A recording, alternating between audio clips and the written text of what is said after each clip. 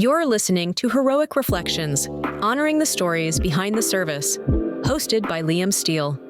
On this episode, Specialist 4th Class Steve Pepper and Sergeant Eric Pepper, United States Army. How's it going? Pretty good. Could you just start with like how or why you joined? Well, I joined during the Vietnam War, and we were drafted for the most part. I wasn't, I enlisted, but they were drafting people. And in case you're not familiar with that, drafting means they inscript you into the service. You don't have any choice as long as you're healthy. So, and at the time, the Marines were taking along with the Army. If you enlisted, you got guaranteed Army. If you didn't enlist, if they drafted you, you could have gone into the Marines. Not necessarily a good thing. So, and at the time, guys, young guys, 18, 19 years old, healthy, it was hard to find work out of high school because companies didn't want to hire guys that they knew were going to get drafted and be gone. So looking at everything, I decided, it was the right thing to do. So I joined and went in, and it's basically was a 6-year program, 2 years active, 2 years active reserve, and 2 years inactive reserve. So, that was pretty much how it started for me. Yeah. How did you join? So for me, as far back as I can remember, I was interested in joining the military. I was kind of brought up that way. So there wasn't a big choice. It was just more of a time thing. Like when I was old enough, I enlisted right after my 17th birthday. I was still in high school at the time. I went through a what they call delayed entry program. So I actually, my junior year in high school, that summer, I went to basic training. Okay. And then I had to come back and was able to graduate my class before I left. Okay. So you're in basic with like kids that had graduated high school, like all different ages? Yeah. Okay. What was that like being, you're probably one of the younger people? I was there. the youngest. I actually enlisted 2 days after my 17th birthday. So Okay. if you could think about like at that point, Yeah. So yeah, it was a real big change for me. Yeah. Did you still have another year of high school or? Yeah, so I came back, I had to finish high school before I could leave again. Okay. And you were already done with basic, or do you have to finish basic? I had to go do my advanced training, but I was all done with basic training. Okay. Yeah. Okay. Were you deployed anywhere? So, I've been overseas. I served from 1991 till 1999. Okay. And various spots throughout the US. Yeah. I was in Korea for a while. Mhm. So I moved around quite a bit. For me, my experience, I tried to use the time to see as many different places as I could. Travel around quite a bit. So I found it pretty interesting. What for both of you guys, what was your role? What was your position, or like what was like a typical job that you had there? Yeah, do you want to go ahead? Well, mine's kind of uninteresting, but I'll start. I came out of training as a clerk, and I got orders overseas, and I ended up going to Germany. They flew me right into Frankfurt, and I stayed there for about 4 days along with 10 other clerks that they didn't know what to do with. So they interviewed me, and the next thing I knew, I was on a train to Berlin. Now, at the time, it was West Berlin. If you Google your geography, you'll kind of realize what happened there after World War II. It was divided, and Berlin was basically a little over 100 miles inside what they called the Iron Curtain, which was East Germany and Russia. Anyways, we had a little part of West Berlin that the Americans had, and we had bases on there. And the French were there, and the British were there. And the other half, the East Germans controlled. So our moving around was kind of limited. The duty train, what they called the duty train, was a train that ran overnight. You got on the train in West Berlin, you got off in actually Nuremberg, I believe it was, outside of Frankfurt. And that was how you got in and out unless you flew out. And it was heavily guarded, checkpoints, all of this. You didn't get off the train, they'd grab your ass and they'd never find you again. So you stayed on the train, but what it was basically what we call today a spook base. It was a listening outpost. And we were there to basically hold on to it as long as we could. And it was a 1.5-year tour, but you could get transferred out. And a lot of guys came 6 months and then they transferred them to Vietnam for a year. And so if you made over the 6 months, you knew you were going to stay in Berlin for a 1.5 years. I mean, you could fly out and go home, but most guys didn't. And traveling, it was you could do it. I did a little sightseeing in West Germany, but traveling was a bit of a hassle getting in and out of Berlin. So for the most part, you were there, you were stuck there. And they ended up putting me in an infantry company. And that was interesting. I did that for about 2 months. And then I had some friends that I had made that were cooks. And they said, look, we can't get trained cooks. Can you cook? I says, yeah, I can cook an egg or something. Talked to the mess sergeant. He says, you're hired. That was it. I did a whole rest of my tour as a cook, which was nice because we didn't pull any duty, any guard duty, none of that. All we did was cook. That's pretty much how that went. How was that for your 2 years active service there at the beginning? 1.5 years. Year and a half. Yeah, I was a cook. Well, I was a cook, and that went through stations from as your rank went up. You started off making salads, and then you would make vegetables or breakfasts, and then you'd make cook meat and stuff. And I ended up being the baker. I cooked cakes, pies, all that kind of stuff. And I also handled the rations. Once a week, we took a truck and we'd have to go pick up food, bring it in, and account for all of it. And I did that too. So I broke it up a little bit. So it was interesting. It was interesting. We worked shifts. We didn't, we weren't like the regular troops. I mean, we rotated shifts. Okay. If you were in the morning shift, you were up in the morning at 4 o'clock getting ready for breakfast. You were out after lunch. And then if you came in the afternoon, you served lunch and then you cooked a supper meal. And we just kept rotating back and forth that way. So some days I didn't see the sun come up or go down, but it was different. It was different over there. The atmosphere was different, but I must admit, the German people were super. They were so grateful that we were there, and they were just it was very nice dealing with the people there. I never had any bad experiences or anything. It was very good that way as far as the social end of things. But that was my excitement. What was your job and role?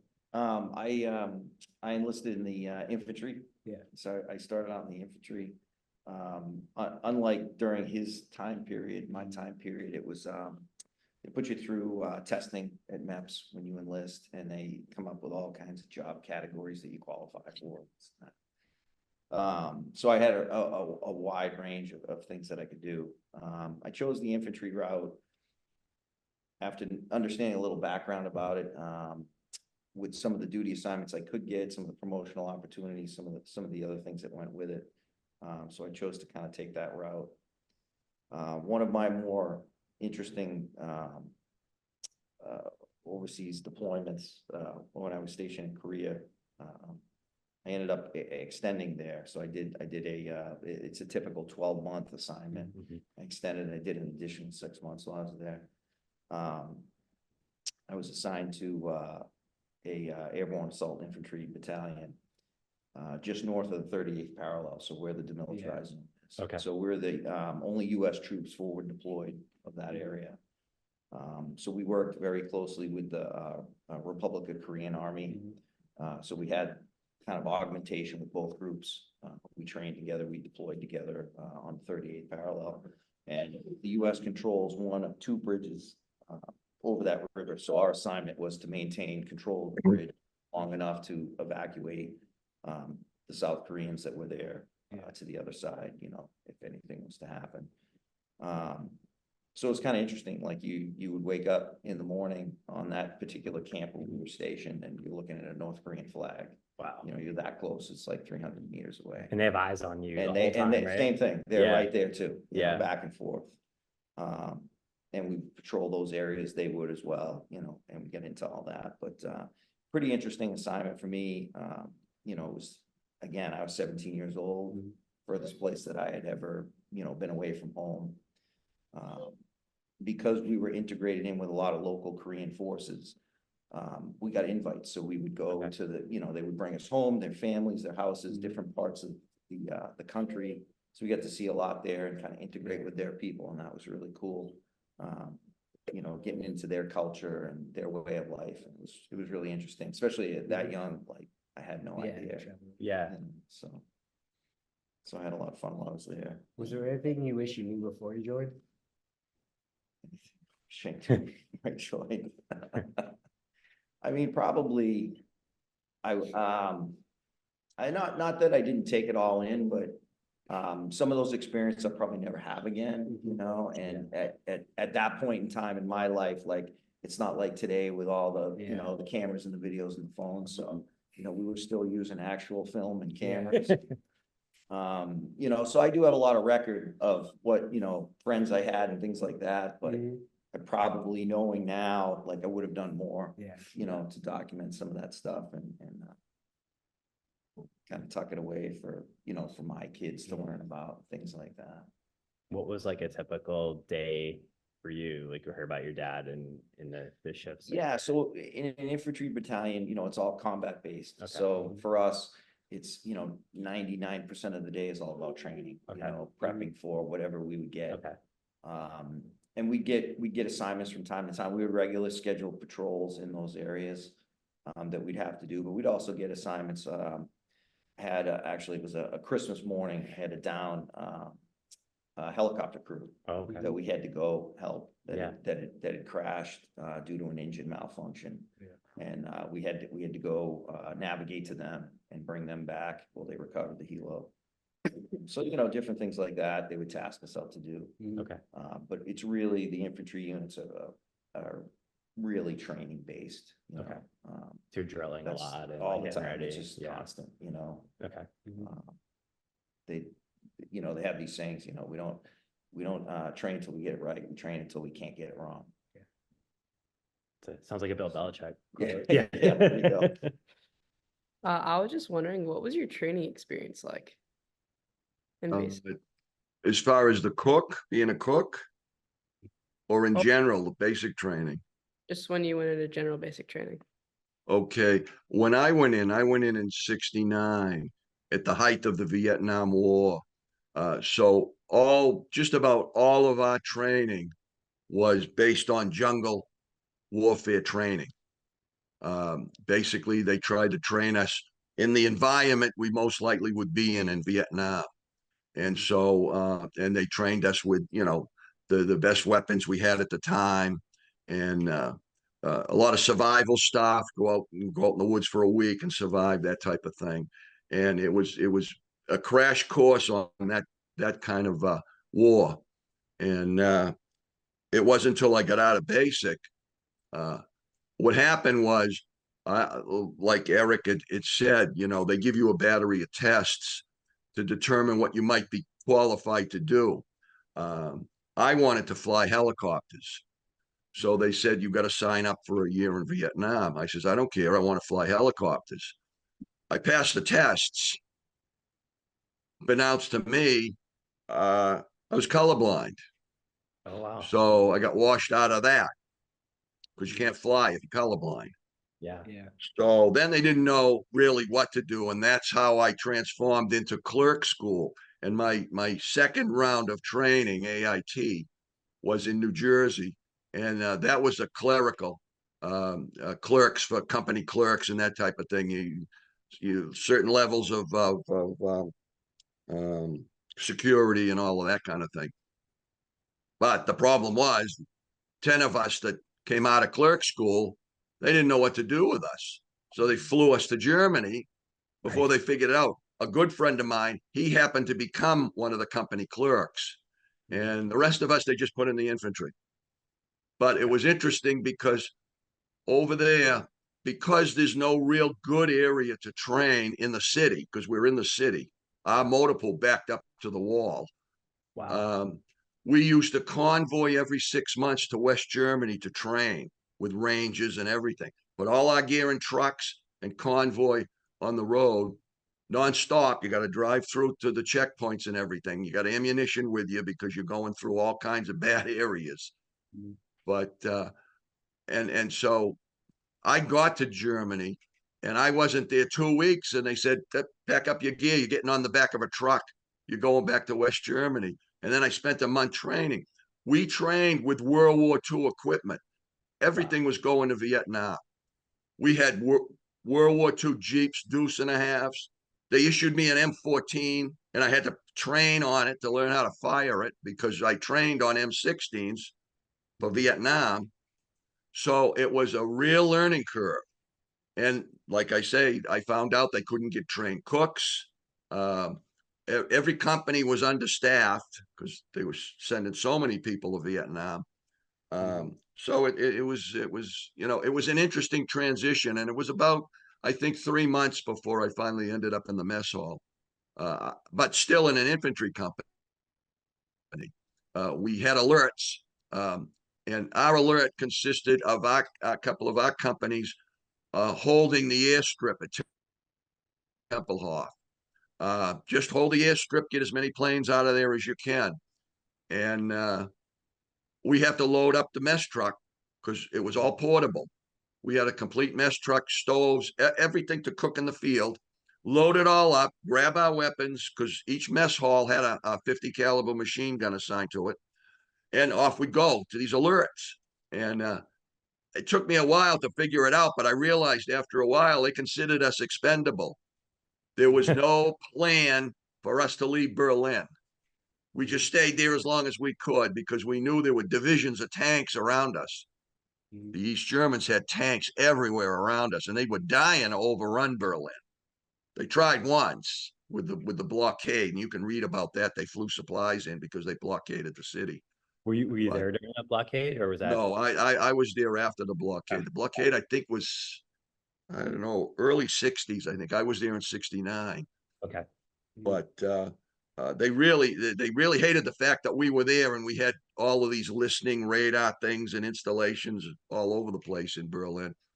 So, but that was our job. Our job was merely to survive as long as we could. There was no plan to get there or leave. It's 100 miles to get back, So that was a little earth shattering when we finally all figured that out, because they don't tell you that kind of stuff.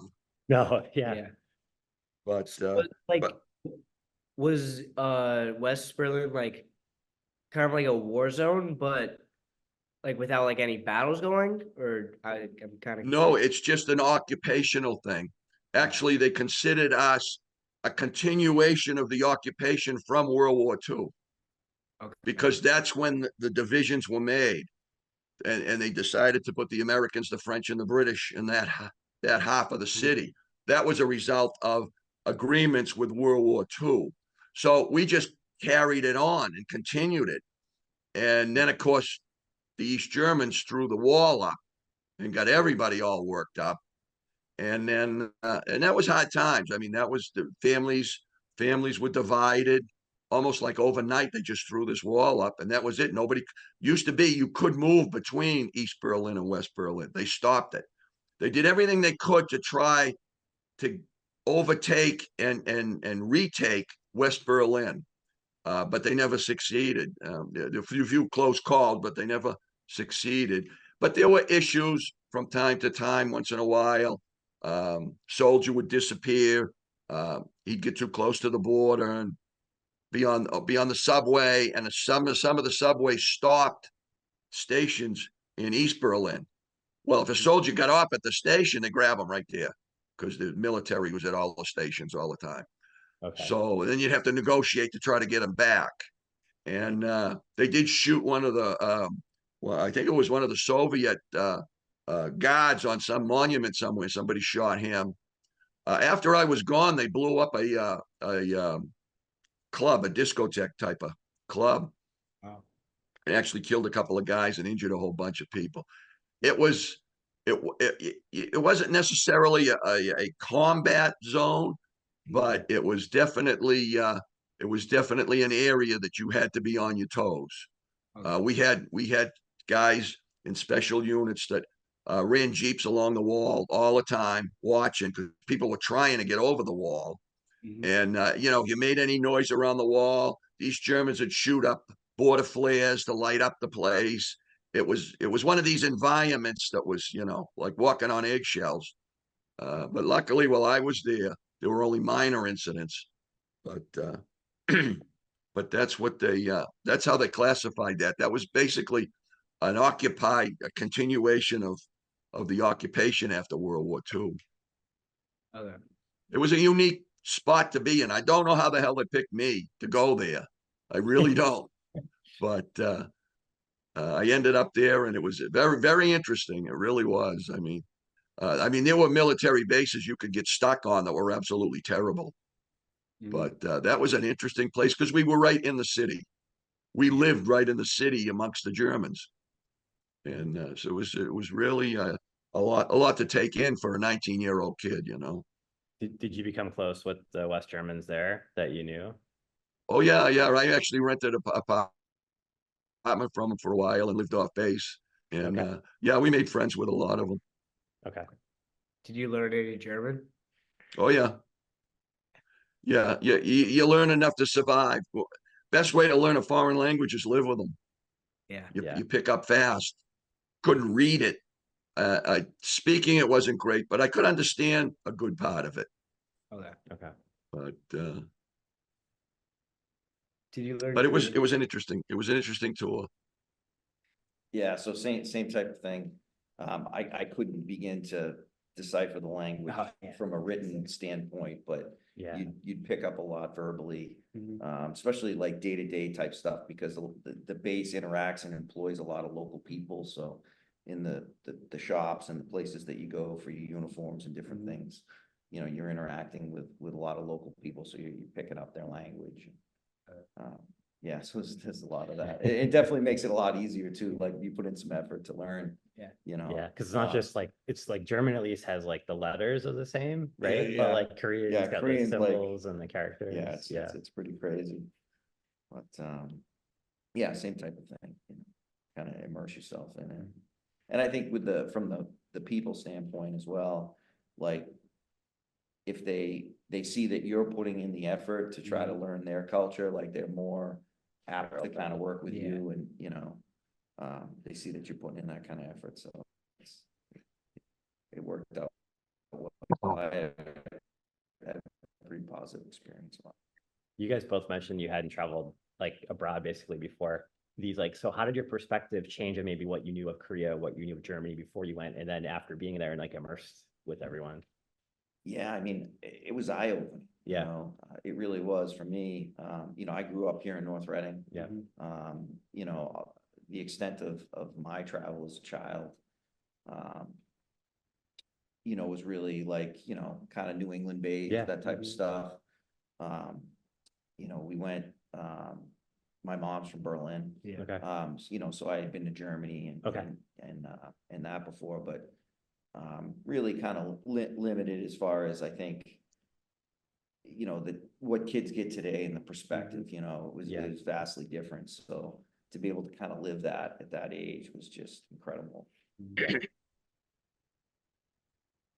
Had you traveled a lot before you're listed? No, not really. It's kind of a hereditary thing. Like Eric said, my father would take us up into the White Mountains, and we traveled up into Canada, and that was pretty much the extent of my traveling before I went in the service. You know, and again, I was born and raised in North Reading. Yeah. So for me, it was interesting enough just training, because I trained in Georgia, and then coming back to New Jersey, and I had relatives in New Jersey. But and then getting on a plane, and all of a sudden the pilot's telling us, "Look down, you can see the Eiffel Tower." And I said, "Holy shit, the Eiffel Tower!" Yeah. And yeah, and you know, like I say, and then taking in everything that was, you know, that was Germany at the time. And I did vacation in West Germany once, and that was nice, beautiful country. Plus, Yeah. you know, convoying through the country too. And over there, those countries, they're like states. You can drive. They're so small you can drive between them. You know, so it's and that we guys I knew travel extensively. I didn't. I pretty much stayed in the city, but a lot of guys they went off and they take a pass and go to France or go to Italy and take in the sights and everything. And it was pretty good that way. We could, you know, they allowed us passes to do that, but it was different. I mean, we were right smack in the city. You lived amongst the people. You know, you went out at night. You were socializing with Germans and Americans. So, you know, but it was different, definitely different, and that was difficult times. During Vietnam was hard times. Luckily, I was overseas. I didn't have to deal with everything that was going on in America at the time with the anti-war stuff and all of that. It wasn't until I was getting ready to come home that I realized, you know, what the situation was like. But and it was I don't know.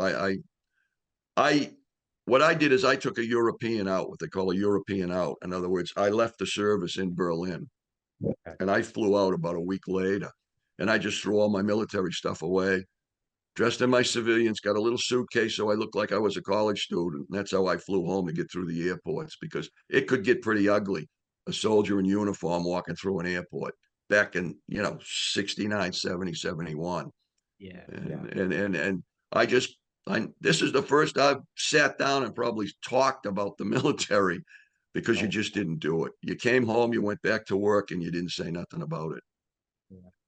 But Is there stuff about your experience, like if, as the work Liam's doing to try to accumulate all this great info from everyone he's talking to, is there anything like specific you guys would love for him to make sure he captures, like a message, a learning, or any specific experience that you want others to like read about and learn about in the future?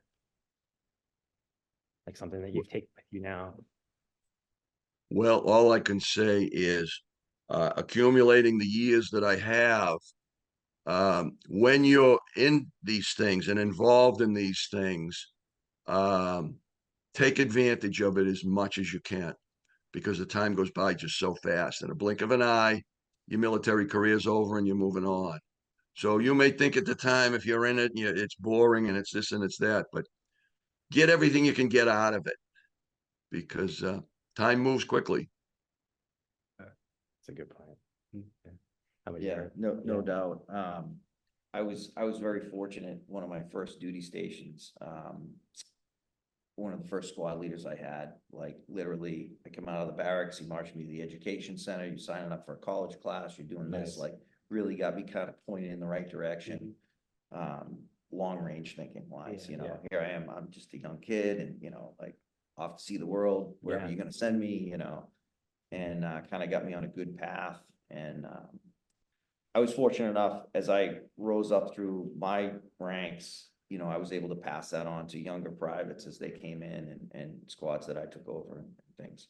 So, I mean, I think there's a lot to be said about how much you make of it. I mean, I know some veterans come back and have a negative experience, and you know, everybody looks at it a little different, but I think it really revolves around what you make of it, and what you decide to do with your time. Like I said, I don't regret any of it. I had a really positive experience. It pushed me to be the person I am today. Yeah. And I got to see a lot of things that you know, kids my age at that point would never see. And, Yeah. you know, things that I'll probably never get to see again. So it was really good from that perspective. So you got to kind of enjoy it. You got to put the effort in. You know, it's work. There's no doubt it's a different type of lifestyle. But definitely, you know, worth doing. Okay. From my perspective. Okay. We heard a quote. Was it if you're early, you're on time? Yeah. If you're on time, you're late, and if Yeah. you're late, you're dead. Yeah, Yeah. that's it. Does it still resonate? Yeah, there's no doubt. I Yeah. mean, yeah, you definitely, it's not for everybody. Yeah. The lifestyle is kind of unique in the military. All the branches, they're a little bit different, but all the branches are kind of unique. And you got to kind of adapt to some of those things. And, I get hassled about it in my life now because it still carries over. I'm Yeah. still like, there's certain things I still do that, Mhm. bother people, but, it kind of is what it is. You guys have any more questions? Oh yeah. What did you do as a career after your term was over? So I worked for the fire department Yeah. here in North Reading. Okay. And then I also, kind of a tie back, if you will. I also do, defense contracting. Okay. So I work with a couple of different companies. So I'm still heavily involved in training soldiers. Okay. So we go back and do some of the training there. So it's nice. I get to kind of still fall back in that realm That's good. with a lot of, most of the companies I work for are all like veteran-owned, veteran-operated. Okay. So Nice connection. I'm back with a lot of the guys, some that I served with. Yeah. Okay. That type of atmosphere. So, it's kind of interesting. It brings me back to the camaraderie and the brotherhood, Yeah. that I miss from that. Not that I don't get, I get a lot of fulfillment out of the fire department from Yeah. those roles as well, but, there's still a little bit unique piece about the military. Yeah. So it's nice to have that as well. What did you do after your term in the military? Fire department. Yeah. Okay. I did 25 years on the fire department. Did you guys get to work together Yeah. for a while here? A little Uh, bit. Yeah. Briefly, yeah, Okay. yeah. We just- splashed over briefly, yeah. I think I just gave him a lot of bad habits, that's all. But, excuse me. I worked in the trades even before, Okay. in between the military and in between the fire department. I kind of worked in the trades. So I kind of stuck with that after I had to leave the fire department, and did that till I was to the point where I couldn't physically do that kind of work anymore. But yeah, back when I went on the fire department, they were looking for guys that were tradesmen, truck drivers, guys that could work with their hands, work with mechanical things. And that was kind of what they were looking for at the entry level for the fire service. But and the military didn't hurt either, because it gave me a notch up on the list to get appointed. So, but like I say, it all worked out in the end. So Good. I had a good career and I wouldn't change anything. It was good talking to you guys. I hope this really works out well for you. It sounds like a good project. Yeah, thank you. Okay. Good luck. Thank you for listening to this edition of Heroic Reflections, honoring the stories behind the service, hosted by Liam Steele.